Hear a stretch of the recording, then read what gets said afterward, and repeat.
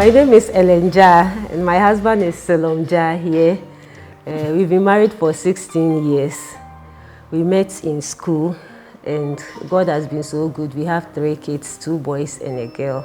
I'm Daniel and this is my wife. Hello, my name is Tony. Nice to meet you all. So we've been married for 5 years and we have 2 children. You are Dromo and you are not. God's grace and God's own. So my name is Anthony Leddy. We've been married for 48 years. We have 3 grown kids, adult kids, with 8 grandchildren. I am George Nikwe, and this is my wife. Delasi Nikwe. Yeah, and we've been married for 11 months now.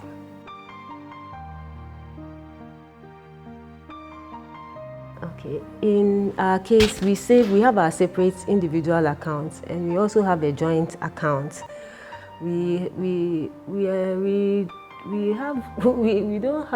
agree on what to do with the funds, even though they are in our separate accounts. We agree on what to do with the funds together. So I wouldn't know what to recommend for other people, whether to do separately or because people are different. From the little I know, some may be a little bit frugal with their spending, and so the other person would want to guard against that. And if you have only a joint account and in an emergency or whatever, one spends all the money, what happens? So I would advise that you can keep an individual account and can have a joint account for your investment. So you have a family budget where you agree on how much each of you is contributing after your tithes and so you just have a budget line on the different things that you are spending and what you contribute towards your investment fund. Yeah. My answer to this question will be a yes and no. So know your spouse. Know your spouse. If I say know your spouse, if she or he is the one who is very liberal and just gives away, then the answer will be a no for you. But if someone who keeps and then protects the money and will make sure that it is used expeditiously according to budgeted items, then it's a yes. So there's no straightforward answer as to yes for everybody or no for everybody. Know your spouse. So you see, a couple becoming one flesh. So I believe, in our case, I believe in every aspect. We can have separate accounts that maybe we are saving towards a goal. Vacation accounts, school fees accounts. He's being very diplomatic. Investment accounts. But I strongly believe a couple should have let me expose this man here. one account. When you're dating, right, his mentality is that your money is my money. Yes.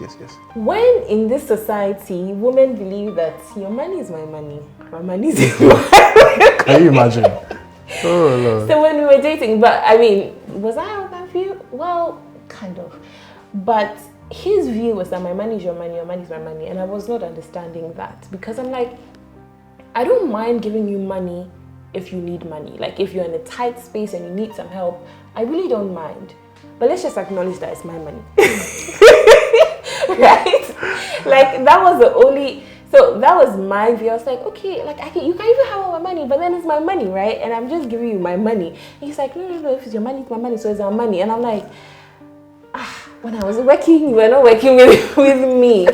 And this is a typical example of, you having to learn and unlearn things and compromise when it comes to marriage, because it wasn't just a view that I developed. I would literally hear my mom say, you as a woman need to work hard and also have your own money. It's good. Women also need to make their own money. So you grow up hearing those things and you feel like, okay, I need to have my own money. Then you meet a man who's saying your money is not your money again. I just could not fathom. So that was actually a very strong pillar of discord in our relationship, because that was one thing that I said, as for this one, I cannot agree with you on this. But years down the line, I began to say, okay, fine. He's not easing up on this thing. So I guess I just have to try and find a way to blend into it, and and I started to reason in this way that if I have my money and I don't mind giving him my money and he calls it his money, like, why is it okay for his money to be my money but my money not okay to be his money? And I realized that it's just another thing that society is pushing and injecting out there. But I don't see, it's not fair, right? We're so used to women being the pampered ones of life, but men also want to be pampered. They also want to, feel like they have somebody to rely on and to say, okay, fine, my wife, she has this money, but it's really our money. And so I realized that what I asked myself was, would it hurt me to just declare, because really that money was in my account. So even if I say it is your money, it doesn't kill anything, which is where you have to learn how to pick your battles. Because I realized that me saying that, okay, fine, it's your money, it doesn't change anything. My money is not going to vanish automatically from my account and go into his account, no. So after years of basketballs, I finally agreed, okay, fine. And even that one, once in a while I would say my money, he's like, whose money? And I would be like, our money. So he is strongly of the view that it is our money.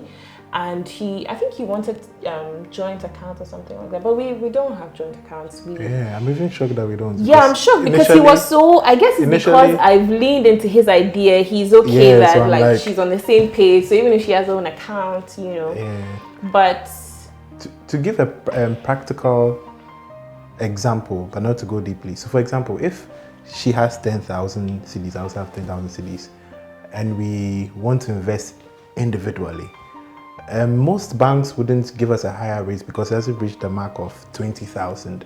But then if she were to join that money to me, we can both then bargain for a higher percentage. Higher interest rate. So why separate it and have a low interest rate than put it together and get a higher interest rate? That's one example. Another example is if she didn't have the view of the money she's making as ours, and when I say ours, I'm talking about the family, the kids, all that. I don't want situations where she buys a fridge and then I mistakenly open the fridge. Why are you opening my fridge some way?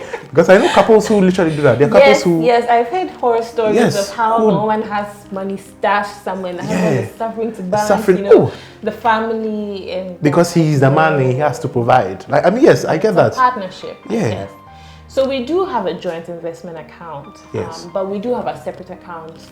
What we do together is we budget together and we say, okay, fine, you're handling this, you're handling that, this is what you're doing. And he can ask me any day, how much do you have? Yeah. And woe betides me if I lie. So I say what I have. And I can also ask him and he says, so there's that transparency we have financially, but we currently don't have a joint account.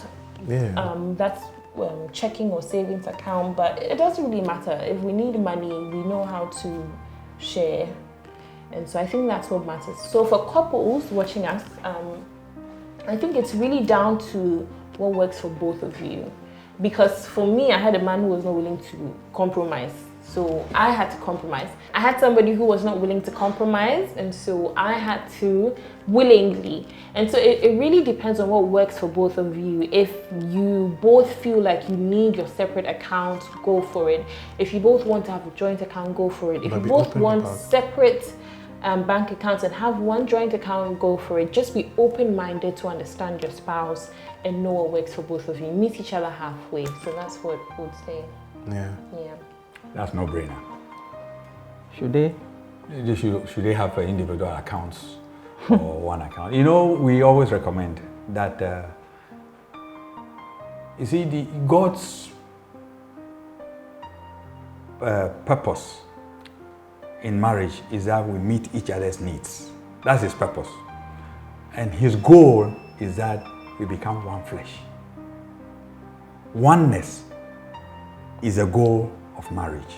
Now, the oneness that he talks about has steps that you have to follow. My wife keeps on talking about, they should go to the same church, they should pray together. These are things that people don't look at. Spiritual oneness. Yes, they don't consider them, but they are very key in the oneness, the route to oneness. Yeah. All right. There should be no division. As much as possible, there should be no division between husband and wife. You see, that gives the devil a foothold or a crack he puts his foot in. I tell you something, why would you get married to somebody and still have doubts about the person? The marriage thing she said earlier on is a journey of faith. So you should come in with both feet. You should jump in with both feet, knowing that this is a Christ-centered marriage. You know, so number one, both of you should have one account. There's nothing to be hidden from one another. What is there to hide from one another? As much as practicable. As much as practicable. You know, if you have the same account, it gives both of you the opportunity to be honest people. To be transparent with To be one transparent. another. You're putting your money together. You're putting your money together. You're putting in the same account. So there again, responsibility, accountability all come in.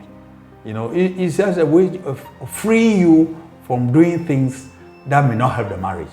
So for me, it's no-brainer. Same account. Everything's together. I have come to modify it a bit. We started marriage having one account. So we haven't seen the difficulty for many people. We have always had one account and we have always done things together. It has never been a problem. From even the time when we were not born again Christians. That's just the way we started. So it's worked for us. But there are many people, most people are getting married further on in their lives than we did. We married young, or I married young, and people are marrying at 30, 35, when they have worked, you know, on their own for a long time. And so they have kept their individual account before. And when they get married, migrating onto one account becomes a problem for them. And as if that was not enough, I hope, you know, as if that was not enough. You know, if you were at 35, let's say you finished college at 25 or 24, 25, and you've worked all that year with your maiden name and all that, and then now you are married at 32, 35, and you have to put your money into your husband's account. It becomes a problem for some young people. So that's where some of the challenges come. But for Christians, I don't think, those are things you talk about even before you say, I do. I believe you should. And for some people, for some couples, it would not be so much of a struggle if some parental control remotely is not coming in. We've had couples say that, hey, my mother said, no, don't do it. Don't do it. My dad said, Why? Because some parents have had some very bad experiences in their married lives, you know, trust issues and so forth, especially with the women. And so when their children are getting married, for them, it's out of a good heart. They caution them, don't do it. Don't keep your accounts together. But it's not helpful. It's not helpful. There must be transparency. Even if you want to keep an account on the side, you must just be transparent about it. Sometimes it's for easy transactions. Maybe your husband is going to go away for some time, and you know, it's just good to be transparent with everything. I think even, it goes beyond even keeping an account together. Now, property is also a problem. Formerly, it used to be Mr. and Mrs. So-and-so house, but no more. Now it is Mr. So-and-so and then Mrs. So-and-so. Your name comes fully. If you bought a piece of plot, both of you, your names must appear on that property. Not Mr. and Mrs. No, because you see, if the unimaginable happens, there's a divorce case. That Mrs. can be any Mrs. All right. So people advise that why don't you write your names fully and on the same property together? It complicates things, but if we can keep to the script, it will be all the same better.